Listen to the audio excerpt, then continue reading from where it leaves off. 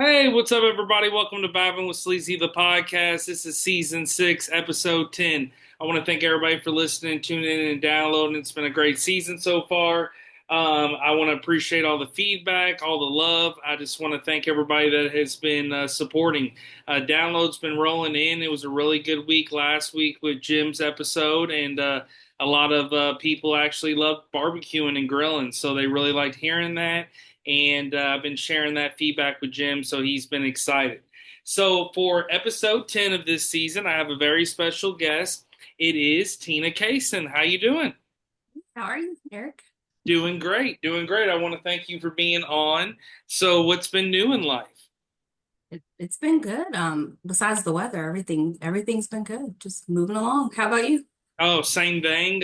Started a new job at the zoo, so that's been fun. Oh, Yeah, been at the zoo, so signed a 9 month contract with them. So hopefully something can land permanent. But love it. Been the best job I've had so far. Culture's been great, so real laid back, and hopefully something can pop out from that. So I'm excited. But yes, to touch on the weather, it has been absolutely terrible. yeah.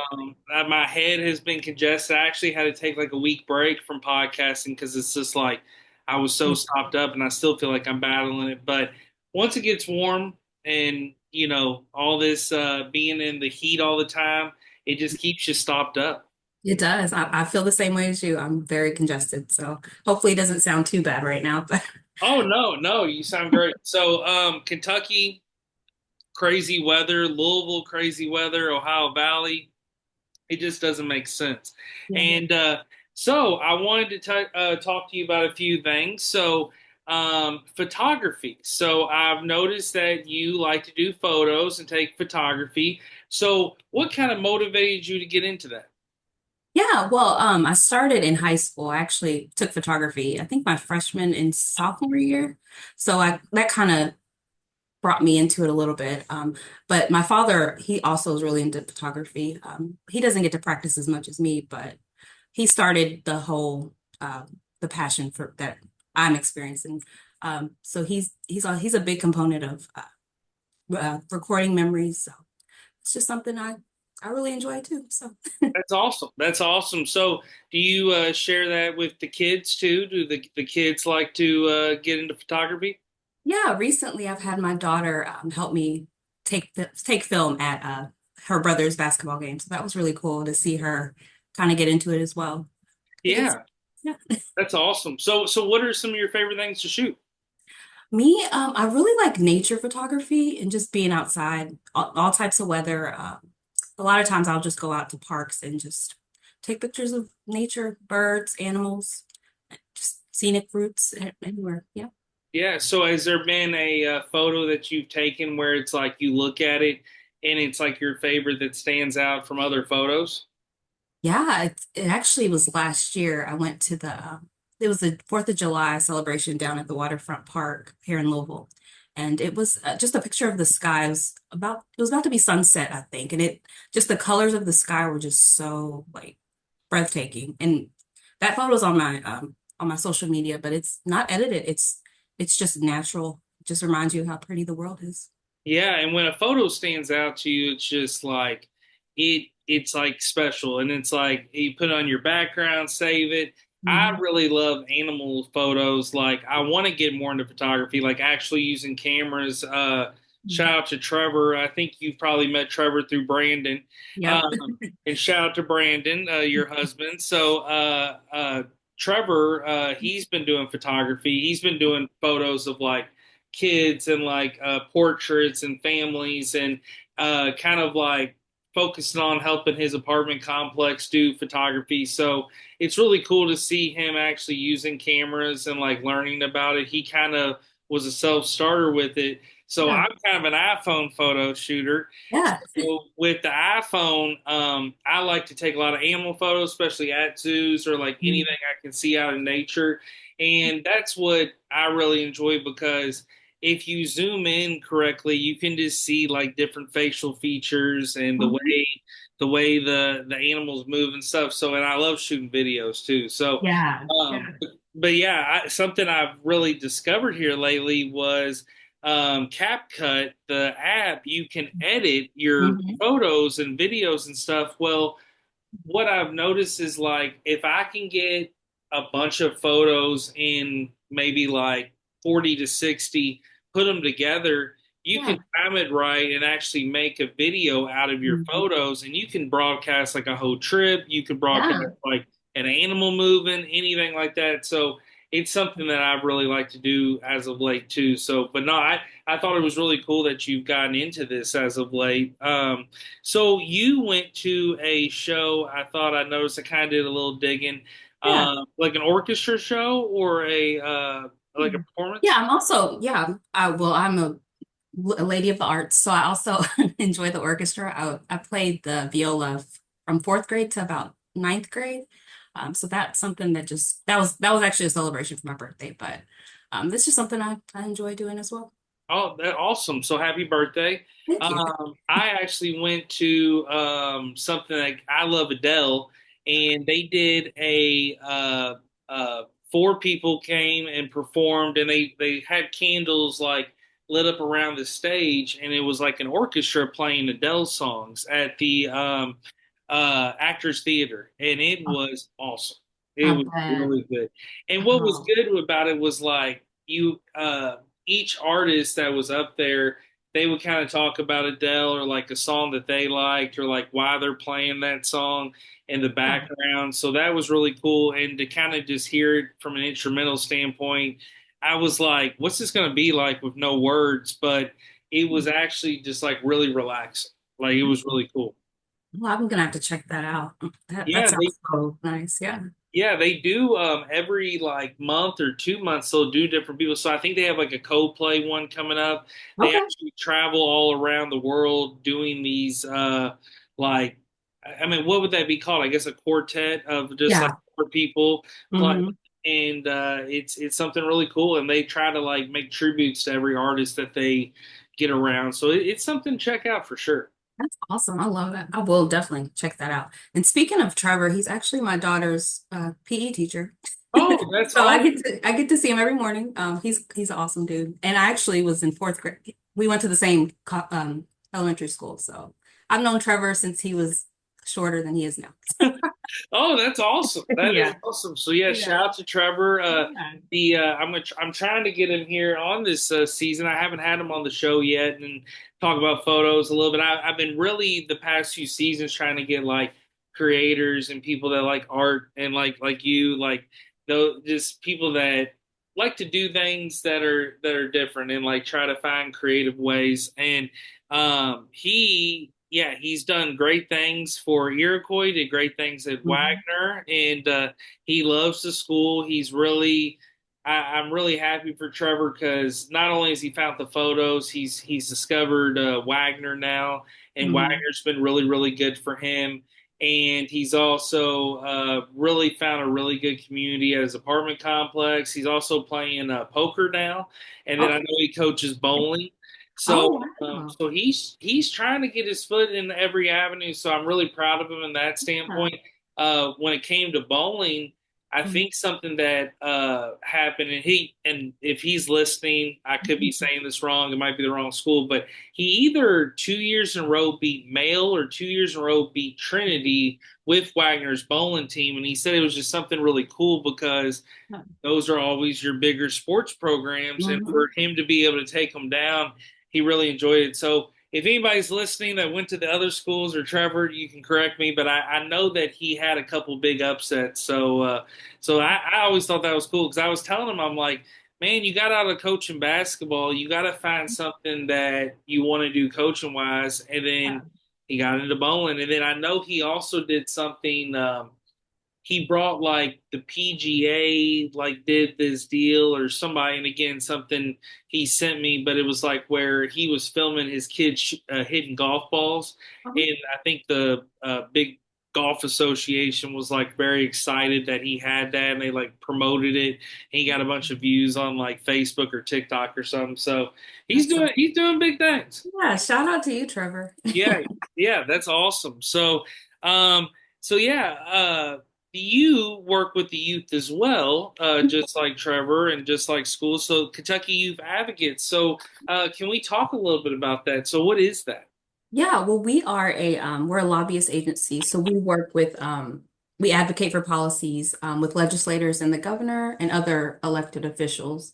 So we just monitor things that would affect kids negatively and go through and try to change those policies if we can. So, and a lot of times they do pass because I mean everyone wants kids to have good well-being. So Oh it's yeah. And so really cool.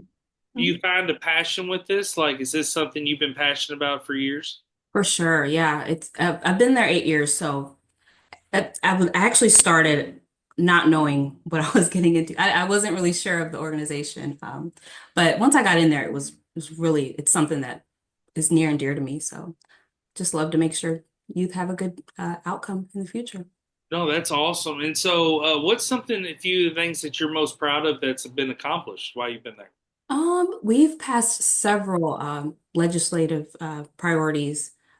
There's so many that I can't even think, but one. There's so many. There's just so many. They're all positive, so it's hard to just pick one. But everything that we fight for is child-centered and making sure that kids have a good future. And I bet it's really refreshing to be able to come home and it's like, a Hmm. lot of people come home and are stressed out about work but Yeah. you're doing something rewarding and refreshing probably. And so it's probably Hmm. feels good that it's a good pattern. It's like you have to come home, talk about it, and it's like you're going again just conquering stuff. That's awesome. Yeah, yeah. We get a lot of support throughout the community. So we also have 10 other initiatives within our organization that we staff. So we're anything that youth are involved in, we try to support. So we have something with foster care youth. We work with training teachers around ACEs. I don't know if you know about those, but those are it's something big right now. There's just so many initiatives that we work on just to support everyone. What do you feel like right now is really important for the youth that we need to do more of just as a society? I would say for the youth for sure, just giving them space to be together. I've noticed that a lot of youth, not just my own, just the ones I work with through my job, that they just want time to spend with other kids their age. And that's something I was like, well, I thought you all liked social media, TikTok. No, they're like, no. I think they're all seeking connection, which is really cool. That is really cool because I think that's the most important thing.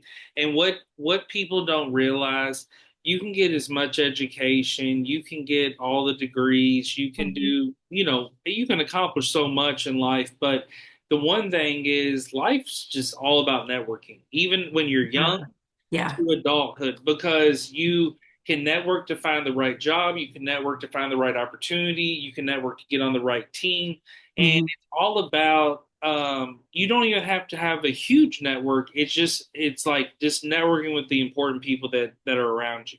And Yeah. so I think that's really important to hear that youth are wanting to interact. And I think too, it's like I was always fascinated by everybody's lifestyle and life. Yeah. And I Yeah. loved going to friends' houses when I was young and seeing how other people live because it's just Hmm. everybody does it different.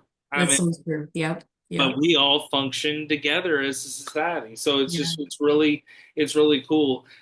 So what do you feel um, like I know Brandon, he's always been involved in sports as an athlete, coach. I know that you've been around sports with your kids as well. What do you feel like sports wise is so important for the youth? Because I feel like sports and team sports, no matter if you're playing competitively or non competitively, is important for the youth. Yeah. And that actually ties back to what I just mentioned. I think youth, they love being around each other, just building those friendships. I mean, a lot of us grew up with people that we played sports with. So I think with the sports, it's just something that naturally creates community. I agree. And I feel like too with sports, yeah, there's competition, but what it can show you is you're Hmm. competing for a goal. If you don't reach it, you can still function with that person Yeah. and take it as like the game of society. Like it's Mhm. okay if you're not going to win every battle, and it Yeah. teaches you too that it's like you kind of got to overcome those challenges. Uh, I know he's a controversial figure, especially in this area. You know, some love Rick Pitino, some don't. But I know Vice Sports kind of have been doing a kind of behind the scenes filming of Rick Pitino coaching St. John's now. And he's older, of course, but he's still got that passion. He's still Yeah. yelling but you can tell too he's trying to also teach life lessons and about overcoming adversity and different things like that. So that's another thing I just feel like with sports is like no matter how good you are, it's just important to try and give the effort, but again, try to get along with your teammates and learn about everybody and just, Yeah. I don't know, it's important. I mean, if it wasn't for sports, a lot of times you wouldn't know all the people in your life, That's just so true. because a lot of Yeah. people just grow up playing that. Yeah. And does teach you like social skills as well. I think that that's something that's still needed. Did I you mean, play every sports? generation. Were I, you in I sports? I was on the dance team, so I mean that's a sport, but Oh, yeah. it's different. I did that for a little while, but not that's about it really. Yeah. Okay, yeah, I didn't know. I was always trying to remember. I was like, I didn't know if you had played sports or not. But no, that's really cool. And then, what do you also feel with Kentucky Youth Advocates? What do you feel like just the organization needs from the state of Kentucky, like resource wise? Because no matter how well it's going, it always can need more resources. What do you feel like the state might maybe needs to show more love on? I think just remembering that kids are they are people. They are, we can't I think a lot of times we forget that yes, they're young, but they still have ideas. And I think taking them seriously, when they share ideas, we just listen. A lot of times you can learn a lot from just listening to young people. And do you feel like Kentucky, like their youth advocate programs and stuff, how well do they compete with other states? I mean, are we kind of more on the top tier of like more focus and doing better? I know it's not a competition, but just curious, like how do other states perform compared to us? I'm kind of biased, so I think we're the best. But Yeah, uh, for sure. su- surprisingly, Tennessee, they have a similar organization to us, and they also advocate for policies, and they're pretty good at it. And Pennsylvania and Texas, maybe Texas a few years later, or a few years ago, but I was surprised to hear that those states advocate a lot for youth. Yeah, that's interesting because you wouldn't. I could see Pennsylvania, but not Yeah. Texas and Tennessee, in my Hmm. opinion. Yeah. Because Tennessee, I've lived there. I lived 4 years in Nashville. I know Nashville's a little different than the rest of the state, but Yeah. Tennessee just they do a lot of stuff backwards, and they're a little bit they got a lot of backward stuff, a lot of backward opinion, and so it that is a little shocking, but that's good to hear though. But it's Yeah. good to hear like you want it good, no matter where it's at, from Maine to Yeah. Utah. You want it to be good for the youth, and I think uh, something else I wanted to kind of touch on. What do you feel like? Youth corrections wise like Mhm. there's kids getting arrested these days. Do you feel like the correction system for the youth is helping the youth or is it making it worse? Like have Yeah. you have you seen improvement in it? We're actually, it's funny you mentioned that. That's one of the policies we're fighting for this year is to, I think it's around, it's something that you would think was already a thing, but it's having officers read the youth their Miranda rights before they arrest them. And it's something small, but it makes a difference. I think we could do a better job at juvenile justice, period. I don't believe, personally, I don't believe kids belong in jail. I think there's other avenues you can go to before you get to that point. So I think we do punish youth a lot harder than I think we should. But that may just be the mom in me. But there's alternatives for sure. And with the Miranda rights, it is important because Mhm. cases when you're an adult, if you didn't have your Miranda rights read to you, that case can get thrown out. For sure. And Mhm. so the youth definitely has rights as well. And I agree. I Mhm. think there could be different ways to help the youth. A lot of the crimes that the youth are dealing with can be from starvation, can Yeah. be from just trying to survive.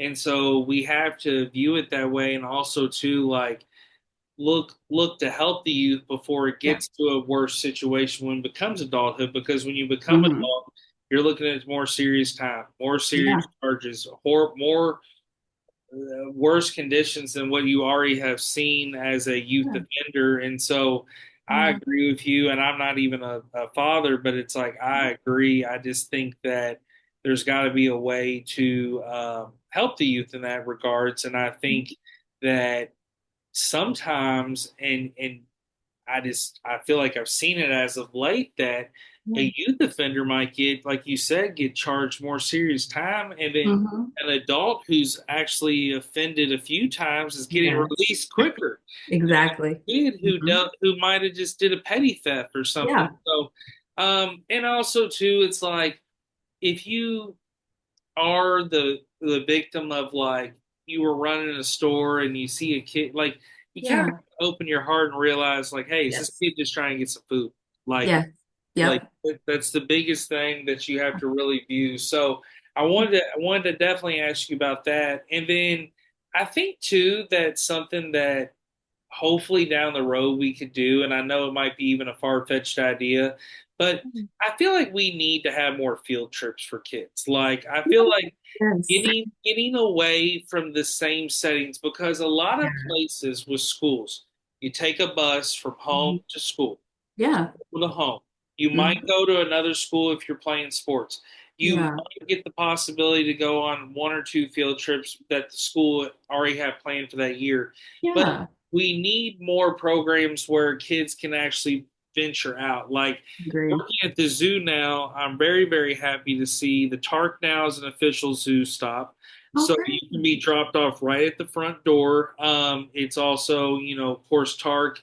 You can bring your bike, your wheelchair, all that stuff. So with Tark dropping you off right at the front door, that's very convenient. And then also too, Tark can bring you to the Science Center, and Okay. the zoo and Science Center like promoting dual memberships so people can go. So I just see, I think about these things as of late and see it, and I just feel like that is something important, because when you get stuck in the same setting, even as a youth, and you've done nothing wrong, it can Yeah. almost feel like jail. It can almost feel like you Sure. haven't got to really go see. So I just think that's really important. And I hope that Yeah. we can do more things where, like, the youth can go see stuff more.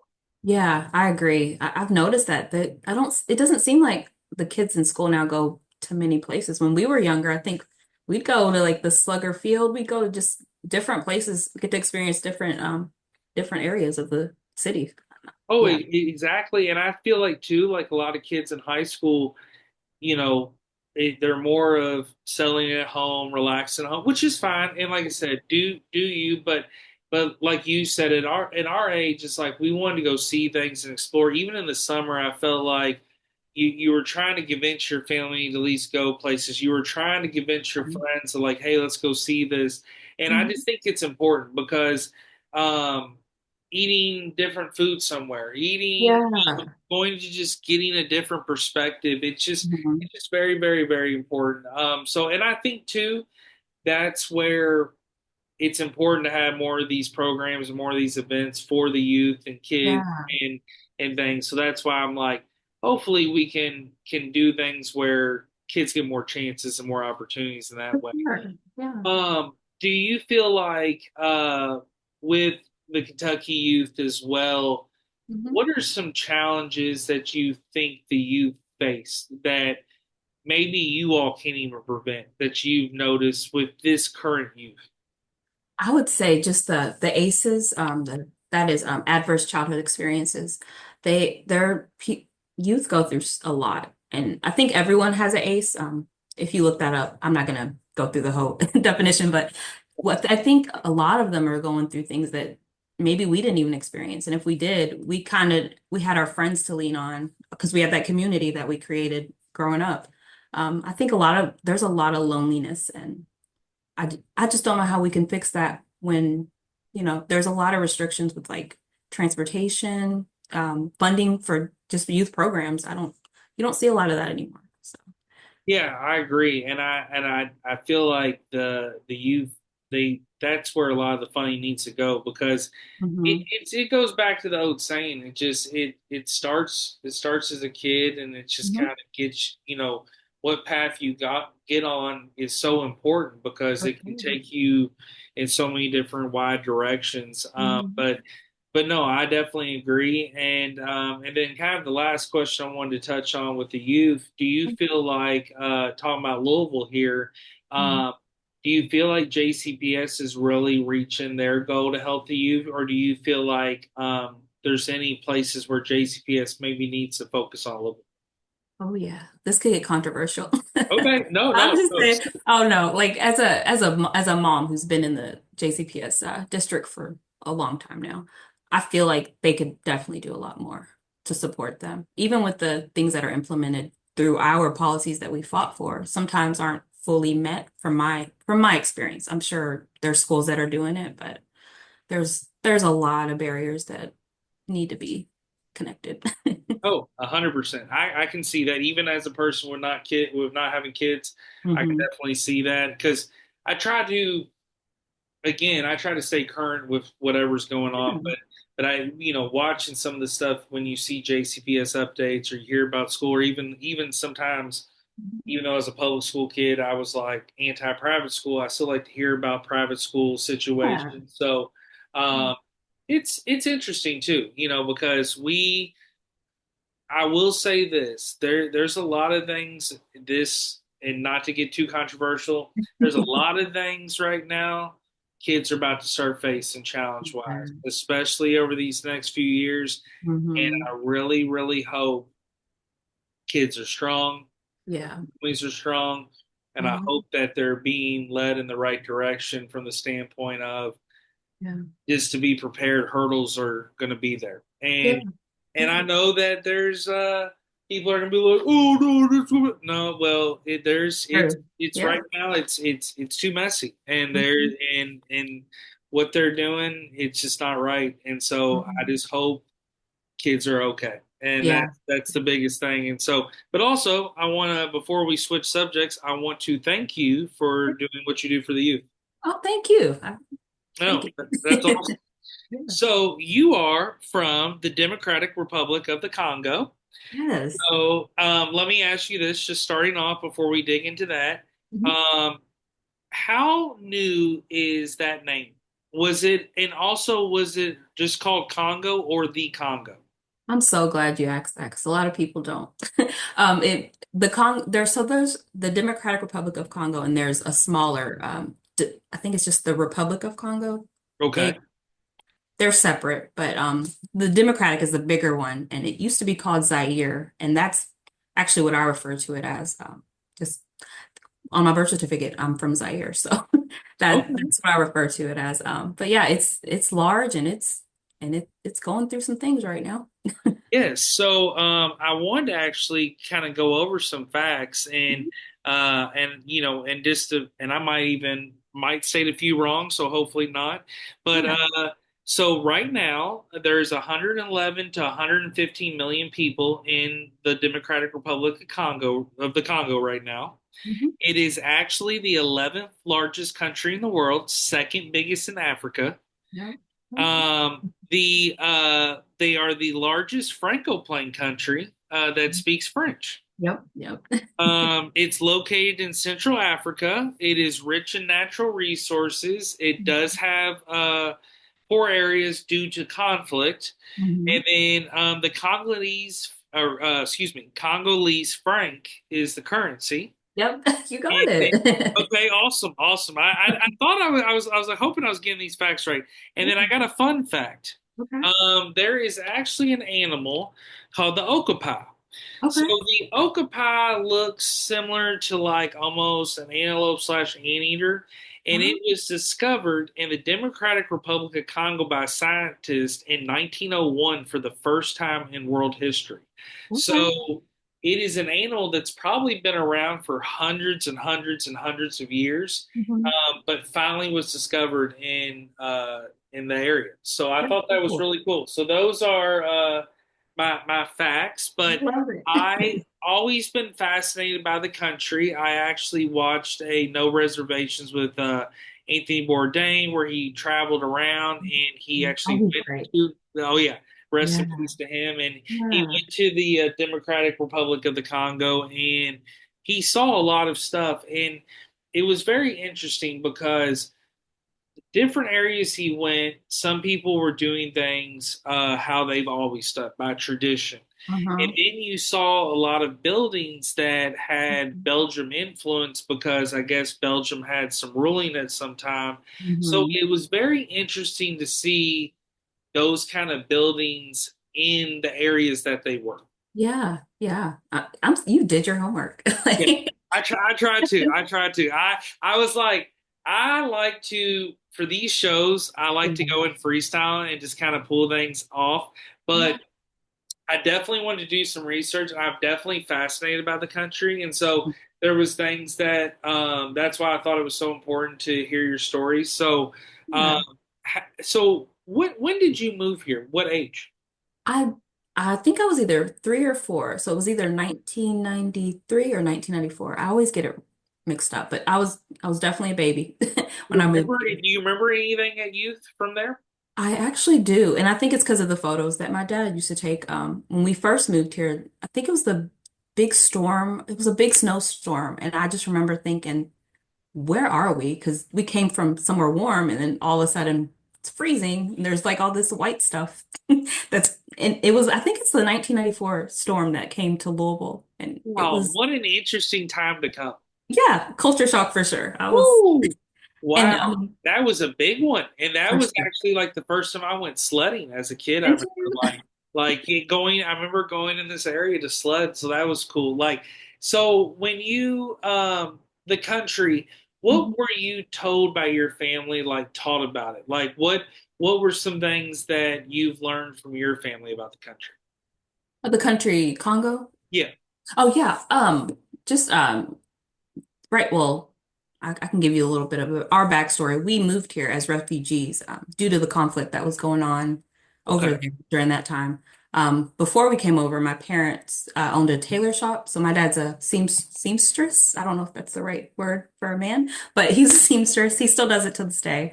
They have their own business there, but with everything going on, we had to move into a refugee camp in Kenya. And from there, Catholic Charities of Louisville actually sponsored us to come here around that time. So most of what I know is just from the poor memory of my parents. So, but I definitely remember that we didn't speak English. We spoke French when we moved here and Swahili. And I actually learned English by going to school. Before that, I knew nothing. I didn't know what anyone was saying. So very interesting because now I barely can speak French, which is terrible. But yeah, from what I remember, they said it was, I mean, life was normal. I know a lot of times you may see on the news that everyone's poor there, but that wasn't the case for us. I mean, I think anywhere you go, there's the poor side and the wealthier side. So we were right in the middle. We had regular house, from what I remember. So yeah, there's a big difference though coming here for sure. What do you feel like what do you feel like the conflict's over?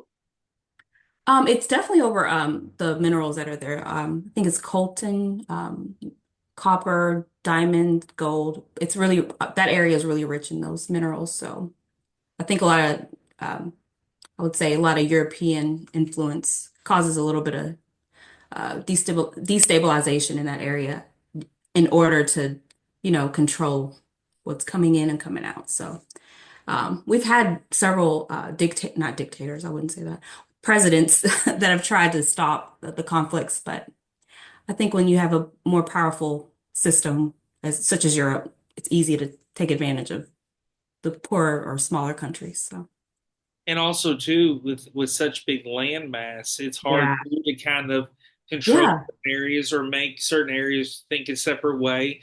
It can Hmm. be very, very difficult. For sure. Another thing, talking about resources, and again, just did a lot of digging into it, and I'm very fascinated about Africa as a whole. But something controversial that's happened as of late in Africa, China has been trying to take over a lot of land and mines Mhm. Mhm. and minerals themselves from the country. And what they're doing is they're doing these deals that sound luxurious for both parties in the beginning, but Mhm. however are actually leading to bigger debts and things that are never going to be able to be paid off. Also, Mhm. too, because them coming in buying this stuff up, they're helping the present day of the country and the present day government and stuff like that. But the Mhm. problem is if they get all the minerals out of that certain area, there's Yeah. money to be made. And then how are you going to pay China off out of the Yeah. debt? So Mhm. I don't like what China's doing, where they're Mhm. trying to take ownership of so many areas due to they know what they're doing. And Yeah. I don't like that. I don't Yeah. like that at all.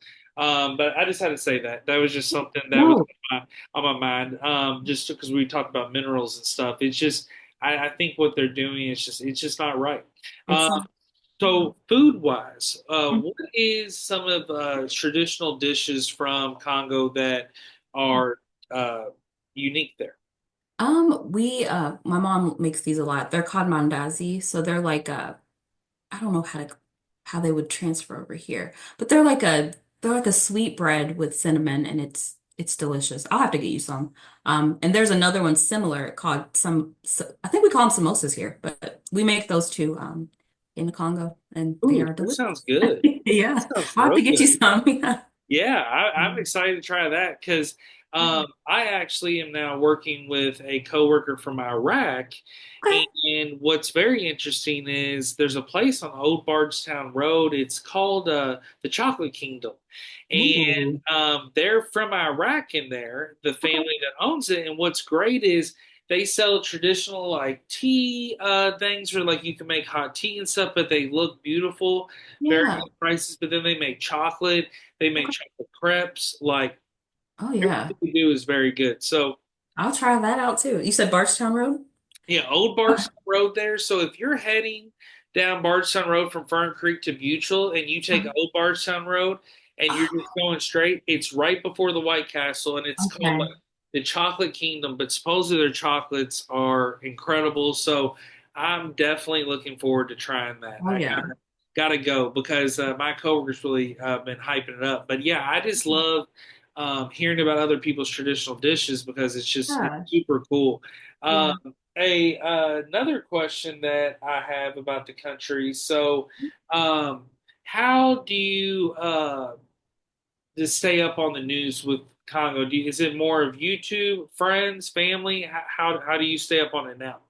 Yeah, so a lot of my dad's family's still there. They're not in Congo, but they're in surrounding countries like Uganda and Kenya. So he talks to them probably every day, just seeing how everything is. They're not as affected with what's going on in Congo since they're not there, but that's really how they do, how they stay in contact, and get updates. But YouTube is also a good place to see everything. Do you feel like peace is going to eventually ever happen? I don't know. It's tough because I feel like a lot of the stronger countries take advantage of when you're poor, you're gonna take any deal you can to get your family out of a bad situation. So it's hard to say. I don't know if it'll be in our lifetime, but hopefully. 100%. You got to think about putting your family first, and you got to. Hmm. That's why it's a lot of people just need to put themselves in other people's shoes because you would make different decisions if you were in other people's shoes. For sure. It's so important to view it that way. Yeah. Another thing that's super cool about Congo is the lowland gorillas. So Oh, yeah. the gorillas are very important there. The rainforest over there are they get harvested, of course, for their Mhm. resources. But what's been good is there's been a 5 to 10% decline, and then Okay. I think a couple of years there's been an increase. So I think it goes back and forth. It's like a tug of war, but I Yeah. think they're trying to do stuff. But what's really cool is hearing about all the wildlife there and Hmm. how there is reservations and there's places that are trying to preserve for the animals and stop poaching and different things like that. Yeah. So it's super important. Something that I just think is something important for the world. I mean, Yeah. we gotta stop poaching. I mean, Yeah. it's too. Worldwide. Yep. Now, did your parents ever share ever stories about like wildlife being able to see wildlife there?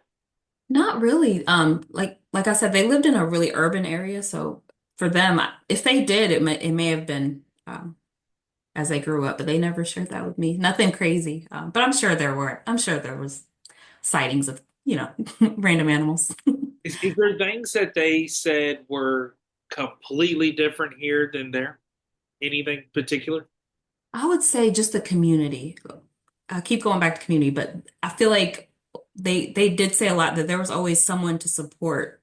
When one person is on hard times, there was always someone there to support them. So a lot of times, my mom, our neighbors would take care of me. I think I was a baby, so she would just take me over there. Here, I've got to go to work, and it was just the community, and she would do the same for them when she had the time. So that's the biggest difference that I hear a lot constantly. Do you want to ever go back? Oh, for sure. Yeah, for sure.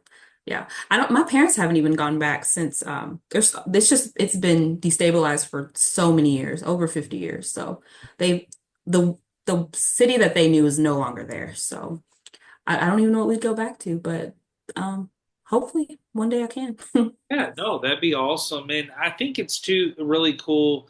They found some NBA athletes that have came from there. And I think Yeah. NBA Africa is super important, what they're doing over in Africa. Rest in Cool. peace to Dikembe Mutombo. He actually Yeah. was really a big advocate for NBA Africa, and they were Mhm. um, getting guys trained. And so you got Siakam that plays for the Pacers, Joel Embiid, a lot of guys that have not. I'm not even saying those guys are from the Congo. It's just those Yeah. guys have been able to come from NBA Africa, and it's Mhm. just been really important. So I think it's super cool Yeah. what they're doing, and so I think basketball has actually become a really big sport in Congo. Yeah, for sure. Yeah, I mean, the height advantage is definitely there with a lot of African folks. So, yeah, I think it's cool. I really actually just learned about NBA Africa. So, that is a really good, I like that. It's a cool opportunity for folks. Yeah, it's super important. I think it's awesome. So, but I just want to thank you for definitely being on. I think this episode was great. I think we touched on the photos and we touched on the Kentucky Youth Advocate, which I think is so important. And I think it's so important the work that you're doing. So I have to thank you again. Thank Uh, you. I think it's awesome your story. I'm so glad that you got to experience two different countries, and I'm so glad you still got to your connection back home, but then you have Mhm. your family and friends here, and so I think that's awesome, and I think if you ever do go back, I Yeah. can't wait to see all the pictures. Oh, Like you know it. yeah, I want to see all the pictures. I want to see what all you can take, and I think it'd be super cool too to compare your father's pictures from Mhm. before to your pictures that you take, now. So I think that'd be awesome. Yeah, great So idea. yeah, for everybody listening, do a little sign off and tell them how they can connect with you. Sure. Yeah. So you can find me on social media. I would say Instagram. My photography page is underscore Tina's View. That's TINASVIEW. Sorry. But yeah, you can find me there. I'm active on that page. I do have another personal page. It's Tina Cason, but I don't post on there as much. But yeah, I'm excited to have everyone listen or connect with folks that may be interested in learning about Congo or the work I do professionally. So hope you all enjoy this podcast. Yes, for sure. No, you were incredible. I appreciate you being on. I want to thank everybody for listening, tuning, and downloading. I got a website, vibingwithsleazy.com. It's 90% done. So I've updated. So I'm hoping tomorrow it'll be 10. The rest of the 10% will be done, and I'll have it up and running perfectly. But Vibing with Sleazy, the podcast, Facebook, Instagram. I want to thank Tina for coming on, sharing her story. I want to have you definitely on in the future, Tina, for season 7. For We'll sure. get an update, and I'm gonna do some more digging and learning about Congo because it's a super Yeah. fascinating country, and it's also if anybody wants to learn about Congo too, just YouTube uh, Yes. Mhm. different countries, and I have learned about Kenya, Chad, Ghana. There's so much fascinating stories and info on Africa. So definitely check it out and learn. Happy Black History Month to everybody that's listening. And I just want to say thank you all, and we are out. Peace. Bye.